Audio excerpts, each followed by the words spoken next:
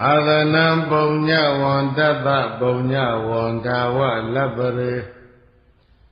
နဗ္ဗပုညကရဟစီပကနိတုမဝိတယ